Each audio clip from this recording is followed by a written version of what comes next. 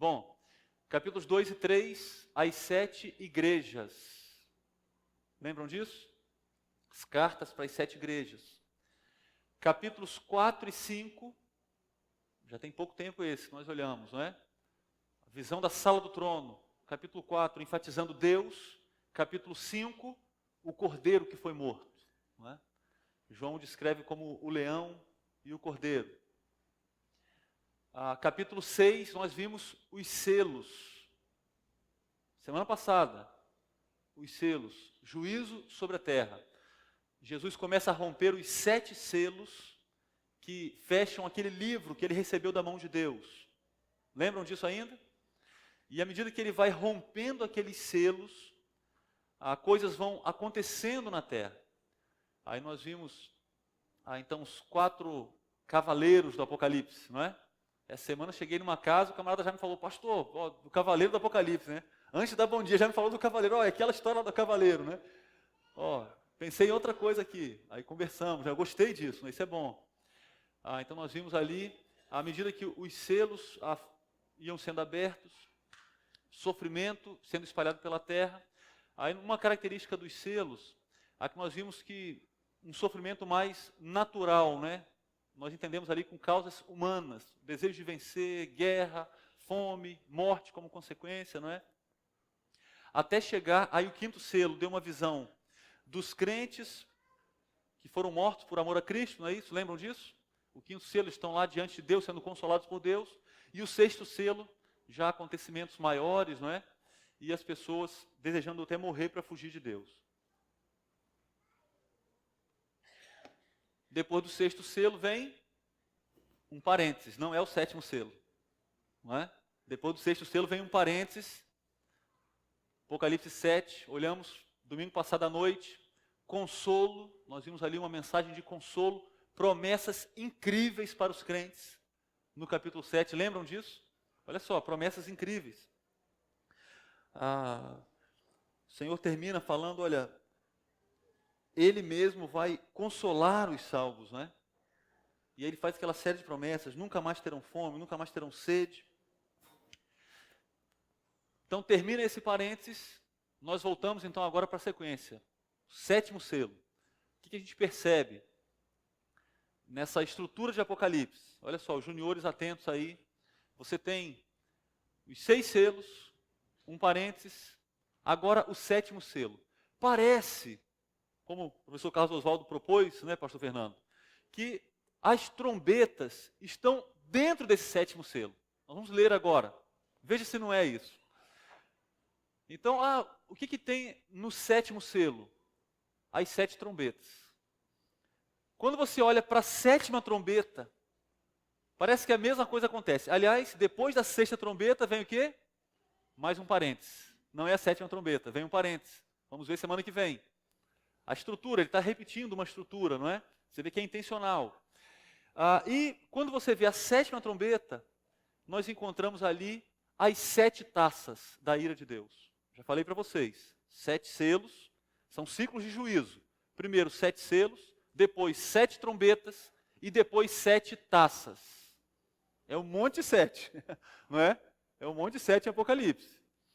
Então, parece que tem essa organização, né? Nós vamos ler agora sobre o 7º selo, e aí na sequência vamos entrar nas trombetas. Hoje nós vamos ver apenas as 6 primeiras trombetas, porque depois vai ter mais um parênteses, não é? Vamos olhar para ele na semana que vem, tá bom? Mas só para situar você aí. Então nós vamos, à medida que essas trombetas são tocadas, vem mais juízo sobre a terra. Nós vamos perceber que esse juízo, ele aumenta em intensidade. Uma outra informação importante. É bem provável que você lembre das pragas no Egito. Depois eu vou perguntar isso para vocês, né? Eu já estou adiantando aqui, para você já ir pensando aí, não é? Mas você compara na sua cabeça, a gente foi lendo o texto, né? E falando sobre ele. Se não lembra as pragas no Egito.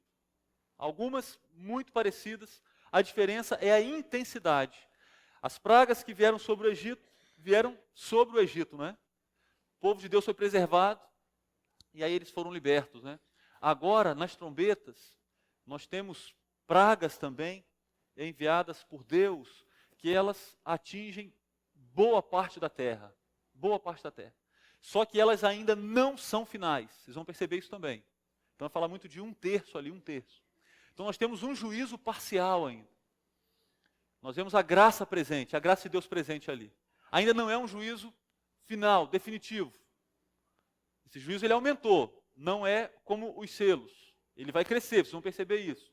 Mas ele ainda não é como as taças que vem lá no final. Ainda não é.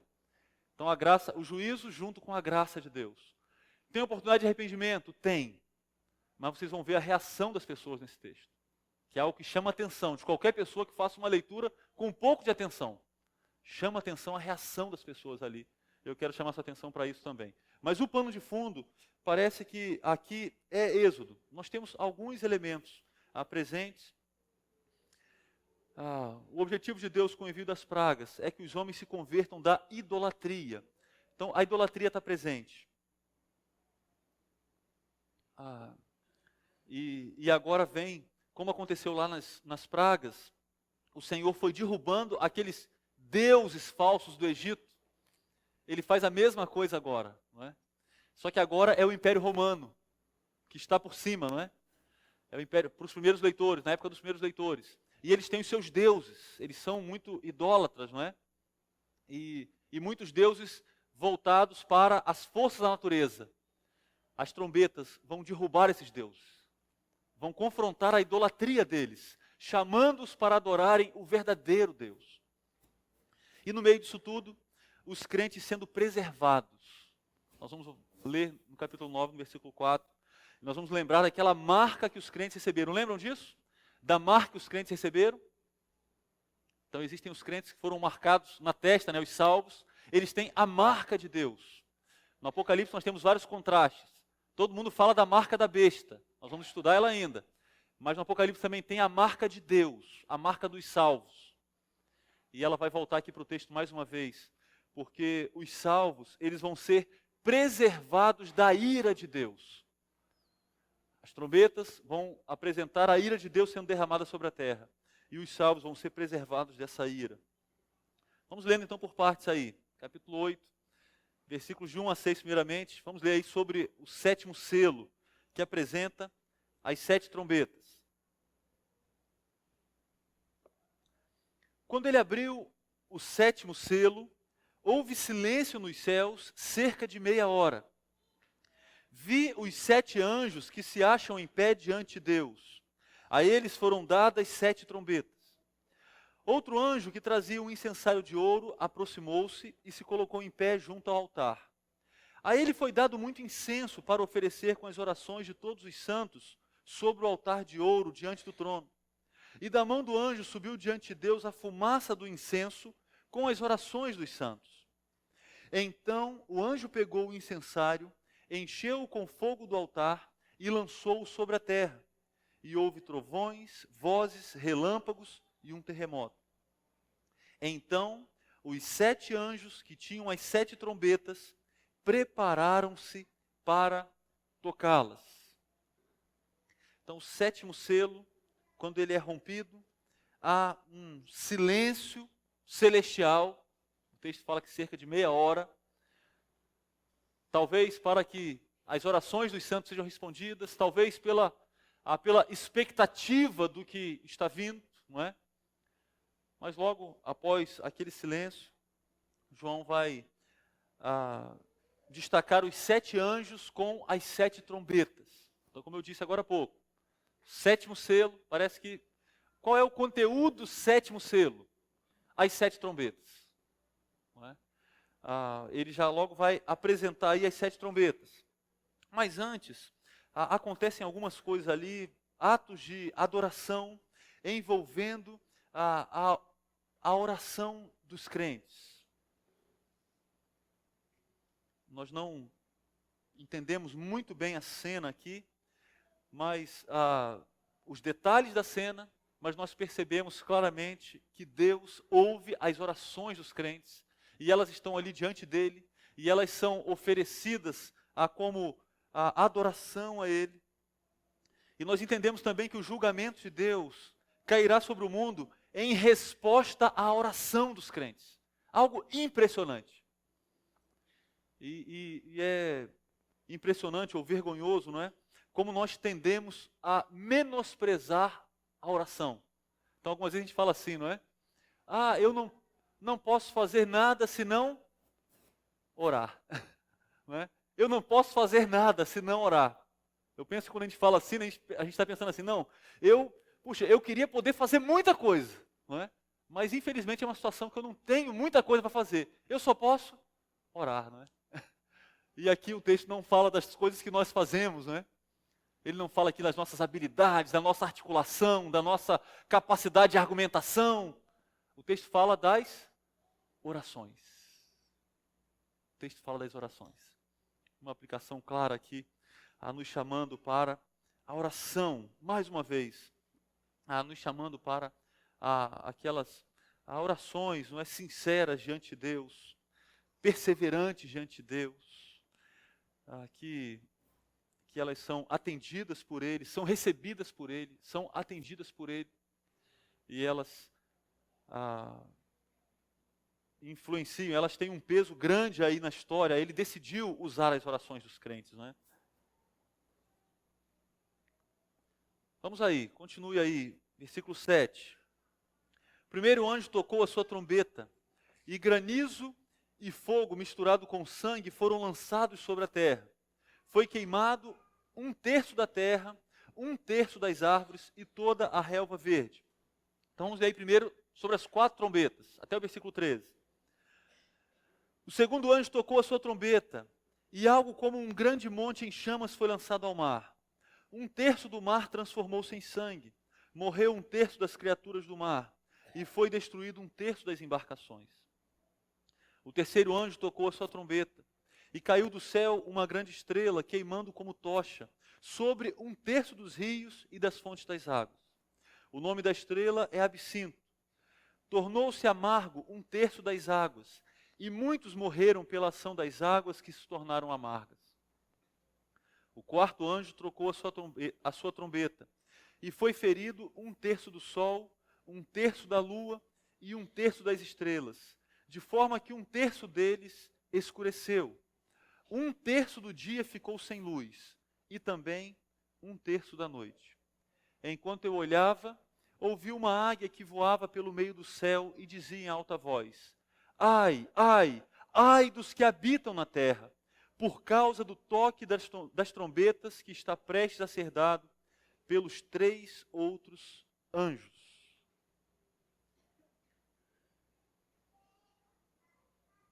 O que nós vemos de comum no toque dessas primeiras 4 trombetas?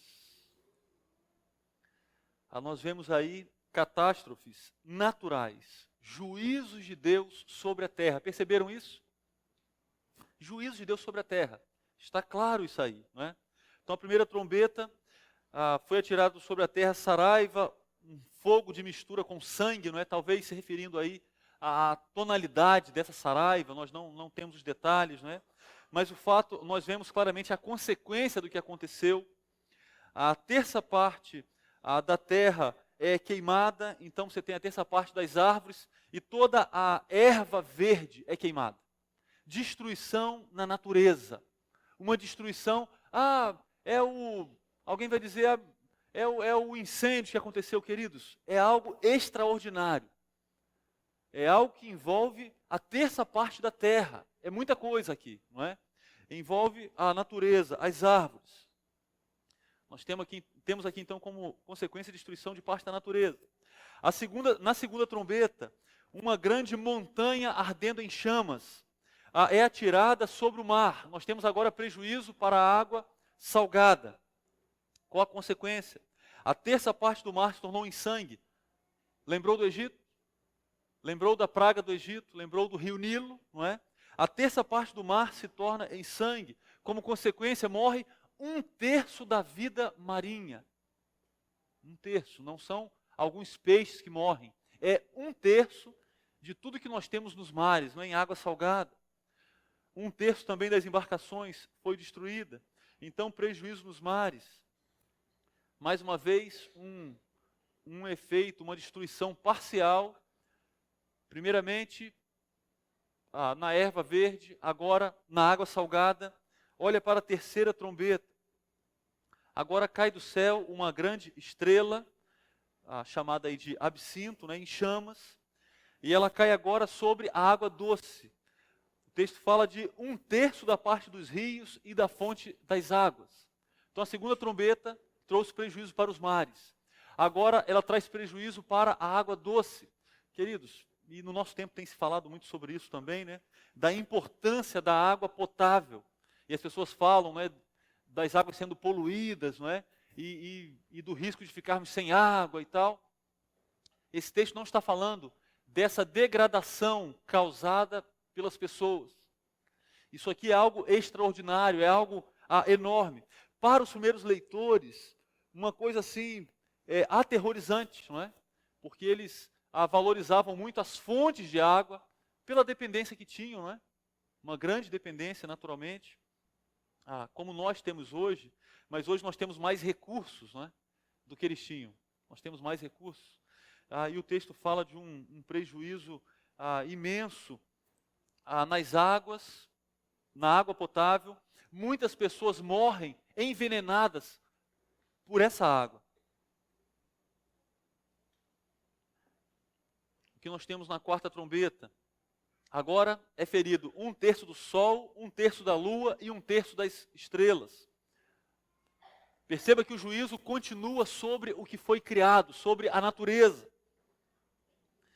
E agora, como consequência, há a perda de 1/3 da luz. Aí você vai falar assim, peraí, mas explica isso para mim cientificamente, não é?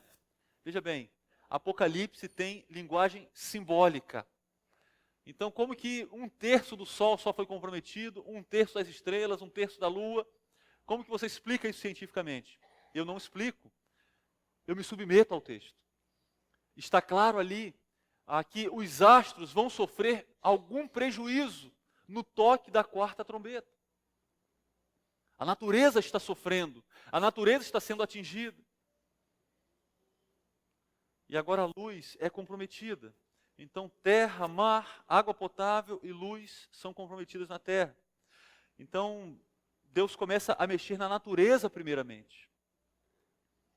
Porque é ela que dá as condições básicas de vida para os seres humanos. E quando você lembra do Império Romano, que eram os primeiros leitores estavam lá no Império Romano, vocês não esqueceram disso ainda, não é? O Império Romano se orgulhava de controlar a natureza. Então os deuses estavam ligados à natureza, e o domínio deles, imagine só, né? Um império que domina uma grande região onde as pessoas moram, ele domina as fontes de água, ele controla as estradas, ele domina o comércio, né, dos navios que circulam pelos mares. É um domínio, e eles se orgulhavam disso. E Deus está dizendo para eles, veja bem, o motivo do orgulho de vocês, o domínio que vocês têm, na verdade, ele não é um domínio como vocês pensam que é. Porque eu tenho o domínio sobre a natureza. E eu vou trazer um prejuízo enorme sobre a natureza.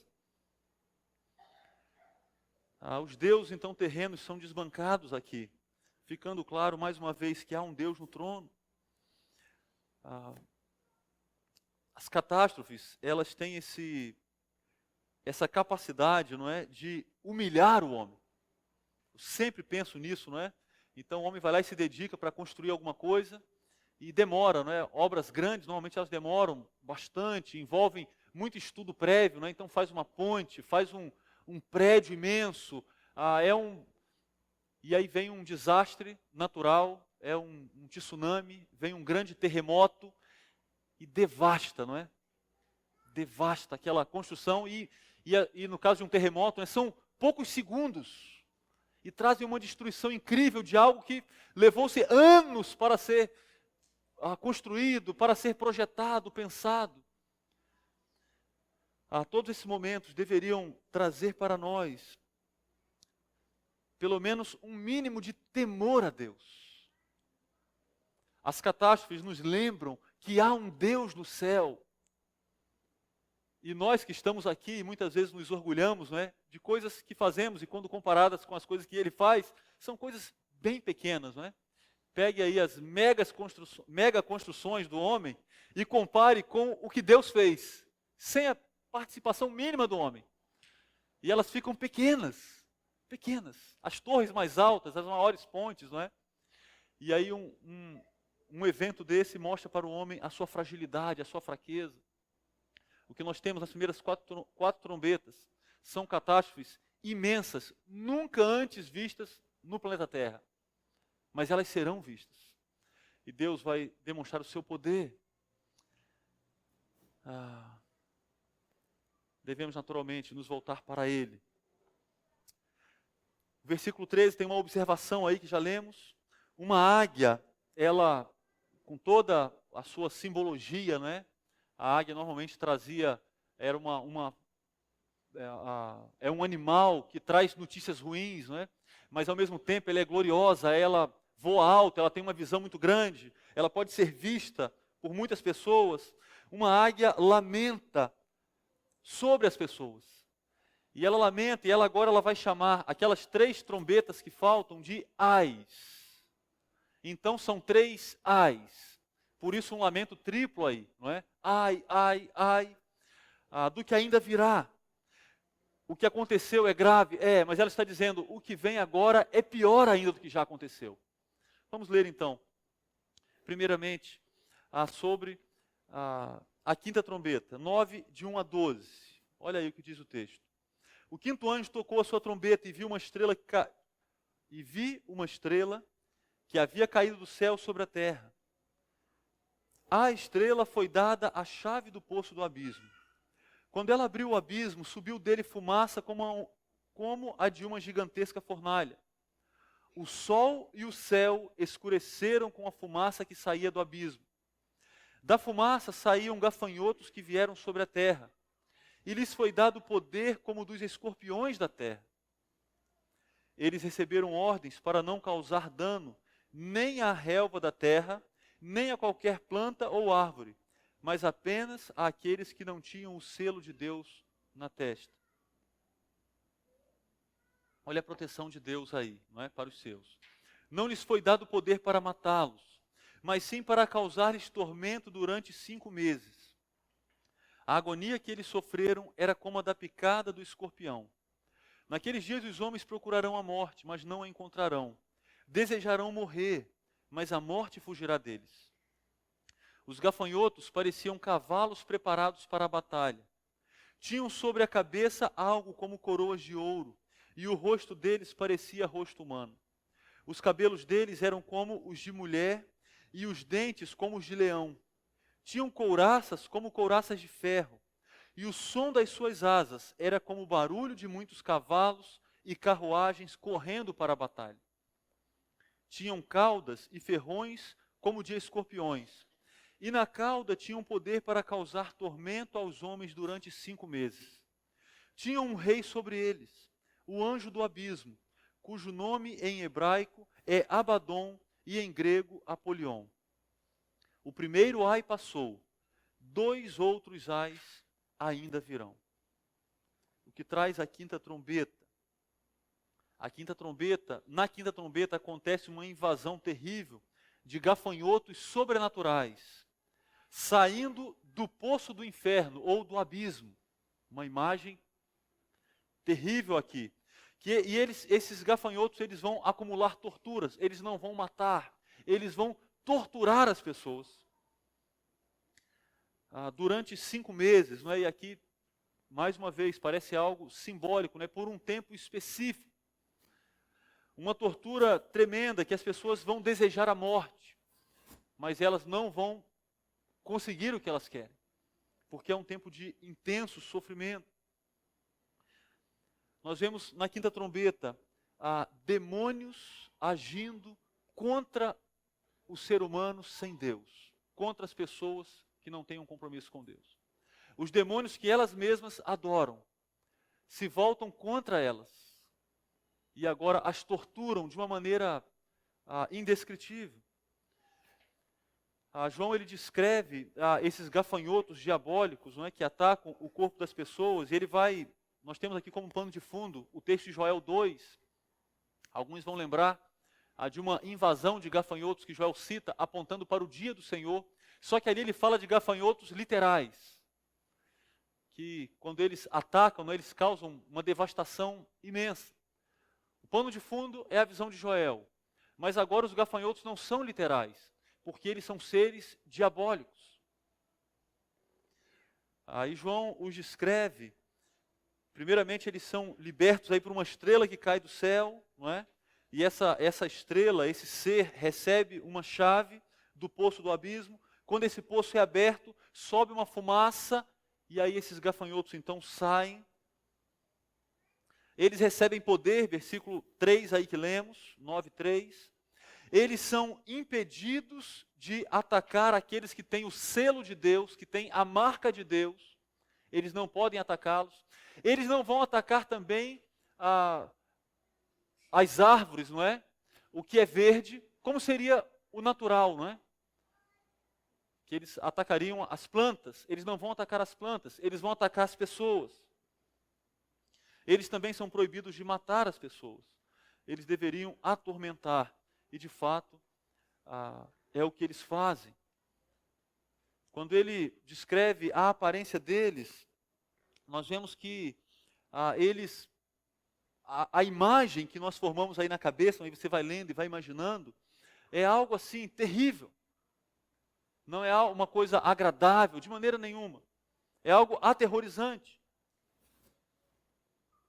Próprios para causarem grande terror, grande sofrimento.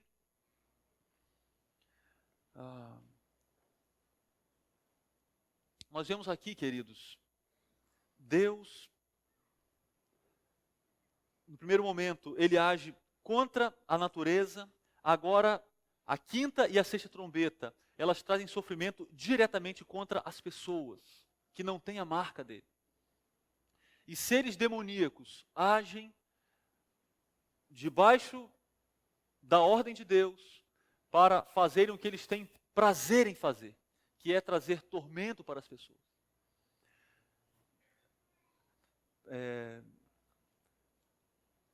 Muita gente pensa de que o diabo, ele é favorável para aqueles que fazem a vontade dele. Mas isso não é verdade. E esse quadro aqui é uma lembrança disso. De fato, o diabo vem para matar, roubar e destruir. De fato, a ação dele é essa. O prazer dele é destruir aquele que é feito à imagem e semelhança de Deus. Ele ilude pessoas, mas a intenção dele é causar sofrimento. E é o que nós vemos na quinta trombeta, quando o Senhor liberta alguns demônios que estão presos até aquele tempo certo, e eles são libertados, e eles causam então grande sofrimento sobre a terra. Mas nós temos ainda a sexta trombeta. Olha aí, a partir do versículo 13.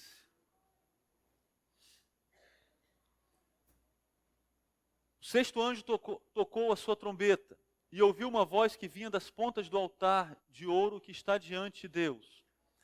Ela disse ao sexto anjo que tinha a trombeta: solte os 4 anjos que estão amarrados junto ao grande rio Eufrates.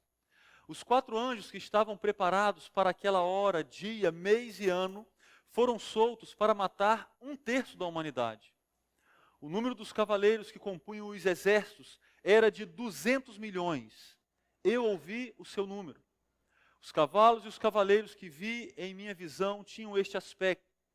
As suas couraças eram vermelhas como fogo, azuis como jacinto e amarelas como enxofre. A cabeça dos cavalos parecia a cabeça de um leão, e da boca lançavam fogo, fumaça e enxofre. 1/3 da humanidade foi morto pelas 3 pragas, de fogo, fumaça e enxofre, que saíam das suas bocas.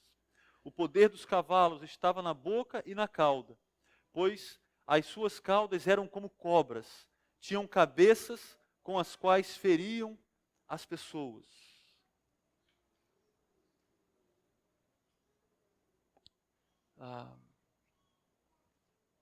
O anjo toca a trombeta e uma voz ordena, e veja bem, sempre o altar, sempre o trono de Deus está dominando a cena. As ordens saem do trono de Deus. As coisas não acontecem sem um comando, sem uma direção. Há um plano estabelecido, há alguém no trono. E sempre o texto vai apontar para esse trono. Em obediência ao trono, em obediência a Deus, o anjo toca a trombeta. E uma voz ordena que os 4 anjos que estão presos ao rio Eufrates, e para nós aqui uma distância, não é, geográfica, não é? Traz muita estranheza, mas o rio Eufrates para os judeus representava os limites da nação, não é? Nos tempos árabes eles chegaram até o rio Eufrates, e do outro lado do rio estavam os inimigos.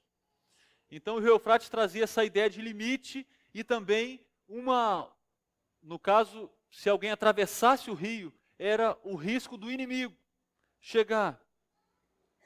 E aqui o texto fala de 4 anjos que estão presos ao rio Eufrates, simbolicamente, naturalmente, não é? Ele está falando, trazendo essa ideia do inimigo que está preso, aguardando um dia específico. Vocês perceberam isso na leitura? Eles estão presos para que eles... versículo 15, eles estavam preparados para aquela hora, dia, mês e ano. E alguns olham para esse versículo e dizem assim, está vendo? É possível chegar nessa data. E aí começa-se uma conta para chegar nessa data. O texto não está fazendo isso. O texto está dizendo o seguinte, existe um dia definido por Deus. Mas quem sabe esse dia? O próprio Deus. Ele não está nos encorajando aqui a fazermos contas, não é? Ele está aqui nos dizendo que ele tem o domínio disso, ele tem um plano e ele vai executar esse plano. Ele está dizendo, não duvide disso. Parece que está demorando, mas o dia vai chegar. E aqueles 4 anjos, como acontece em Apocalipse, né, as figuras mudam, agora eles se transformam num exército de cavalos e cavaleiros. Não um exército comum. Ele vai descrever esses cavalos com o rosto de leão, com cauda de serpente, e ele morde, esse rosto de leão morde as pessoas, a cauda, como uma serpente, pica as pessoas. Um exército imenso, não é? Nós lemos na NVI, né, 200 milhões, e alguns já, mais uma vez, gente, veja bem, tem uma leitura muito errada no Apocalipse, não é? Então alguns falam assim, 200 milhões, um exército de 200 milhões, a China tem um exército de 200 milhões. Opa, isso é uma pista, não é? Não é esse o ensino do texto, não é?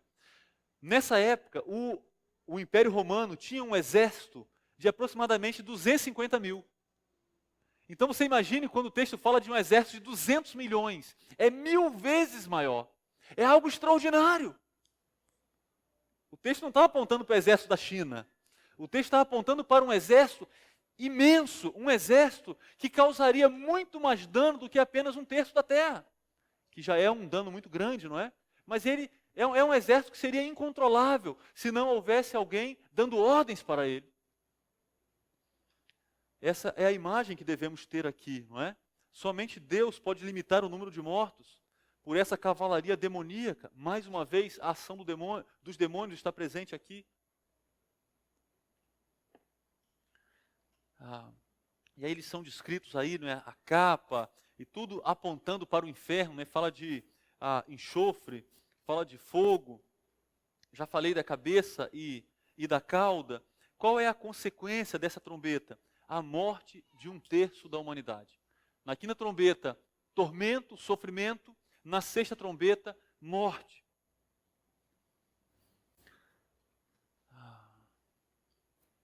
Por fim, nós temos uma última observação. O quadro descrito até aqui é um quadro terrível, não é? Imagine só, prejuízos imensos na natureza. Estão acompanhando aí? Agora, a quinta e a sexta praga, incríveis. Você imagine hoje, se for no nosso tempo, mais de 2 bilhões de mortos. É muita gente morta, não é? Somado ao tormento que antecedeu, somado ao prejuízo na natureza. Uma cena incrível. Olha como o texto termina. O restante da humanidade que não morreu por essas pragas, nem assim se arrependeu das obras das suas mãos. Eles não pararam de adorar os demônios e os ídolos de ouro, prata, bronze, pedra e madeira, ídolos que não podem ver, nem ouvir, nem andar. Também não se arrependeram dos seus assassinatos, das suas feitiçarias, da sua imoralidade sexual e dos seus roubos. Qual a reação da humanidade sem Deus que presenciou todos esses acontecimentos? que naturalmente deram para eles uma oportunidade de arrependimento, uma oportunidade claríssima de arrependimento, uma demonstração muito evidente do juízo de Deus contra o pecado. Qual é a reação da humanidade? Endurecimento do coração. E eles se voltam agora para os demônios que os afligiram. Os demônios que mataram alguns dos seus parentes, dos seus vizinhos.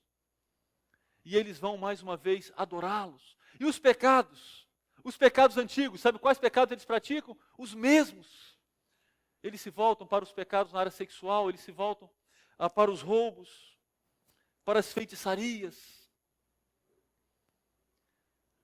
Algo que fica muito evidente nas trombetas é a dureza do coração humano.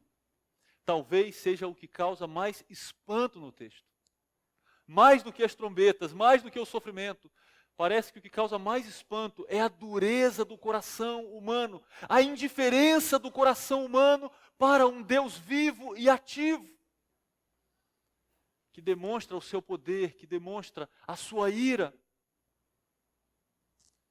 Um quadro trágico da depravação humana. Queridos, nós temos aqui aplicações importantes para nós, mesmo sem termos os detalhes de tudo, não é? Nós poderíamos conversar aqui um pouco mais sobre alguns detalhes. Eu penso que nós temos algumas aplicações claras nesse texto. A primeira delas é que há um aviso divino. Trombeta é aviso de que Deus trará juízo. É assim lá em Joel 2:1. As trombetas são uma chamada ao arrependimento. Trombeta é um alerta da parte de Deus. O que você faz com os alertas da parte de Deus na sua vida? Esse texto aqui é um alerta para mim e para você, não é? Enquanto a oração dos santos é recebida no trono de Deus, os pecados dos ímpios estão acumulando o juízo de Deus, que será derramado sobre eles. Isso é um grande alerta. Nós não podemos ouvir isso e ficarmos indiferentes. Não. As trombetas são um aviso divino. Diante disso, não endureça o coração. Olha o que alguém escreveu.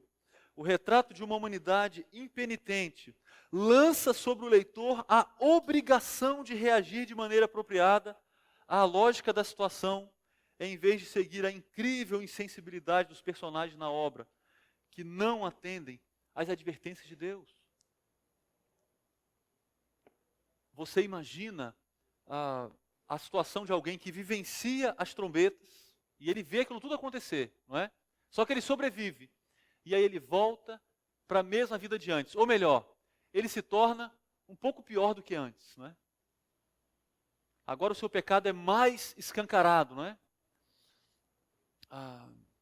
Você tem hoje, não é, demonstrações da dureza, repetidas vezes. Na parada gay, eles têm zombado do cristianismo. Já perceberam isso? Abertamente. Só que esse não é a dureza de coração, não é um problema só desse grupo de pessoas. Queridos, os corações mais duros estão dentro das igrejas.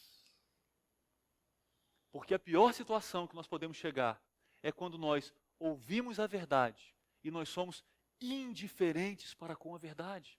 Então veja bem, nada contra o WhatsApp, mas se você vem para a igreja para ficar no WhatsApp na hora do culto, olha só, é uma situação de dureza de coração, de indiferença. Indiferença. Para você não faz diferença se você está vendo uma novela da Rede Globo, com promiscuidade, com adultério, ou se você está diante de um culto ao Deus vivo. Isso não faz diferença. É dureza de coração, querido. Não endureça o coração diante do Senhor. Não é diante de mim, querido. Não é diante do pastor Witter, é diante do Senhor. Não endureça o coração. Que o retrato dessa humanidade impenitente nos mexa conosco. Qual foi a última vez que Deus sensibilizou o seu coração? E você notou um pecado na sua vida e disse, puxa vida, isso aqui precisa mudar. O Senhor está me incomodando. Qual foi a última vez que você se arrependeu de alguma coisa? Qual foi a última vez que você pediu perdão para Deus? Sinceramente, chamando o pecado de pecado, dando o nome certo para ele. E você lá, você e Deus, você se arrependeu diante dele e falou: Senhor, isso está errado, eu estou errado. Qual foi a última vez que você pediu perdão para pessoas que você pecou contra elas?